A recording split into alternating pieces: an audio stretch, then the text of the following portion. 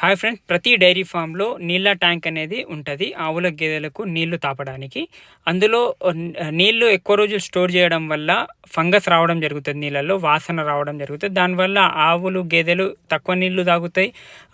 Fungus వచ్చిన water తాగితే కడుపులలో మనకు బ్లోటింగ్ ప్రాబ్లం ఎక్కువ శాతం వస్తుంది. ఆ విధంగా కాకుండా అతి తక్కువ ధరలో 100 నుంచి 200లలో మనం ఎక్కువ కాల్షియం కూడా యానిమల్స్కి ఇవ్వచ్చు.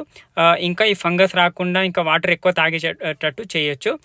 ఆవుల గేదెలకు ట్యాంకులలో మనకు 30 రూపీస్ నుంచి 45 రూపీస్కి పర్ కేజీ వైట్ సున్నం దొరుకుతుంది, కెమికల్ ఫ్రీ. అది తెచ్చి మనము ప్రతి 2-3 నెలలకోసారి ఈ విధంగా సున్నం పెయింట్ చేసుకుంటే ప్రతి ట్యాంకులో, దానివల్ల పూర్వంలో ఈ విధంగా చేసేవాళ్ళు కాల్షియం కోసము. ఇప్పుడు మనం అడిషనల్గా కాల్షియం ఇస్తున్నాము. ఈ విధంగా చేసుకుంటే అడిషనల్గా కాల్షియం కూడా ఎక్కువ ఇచ్చే అవసరం ఉండదు.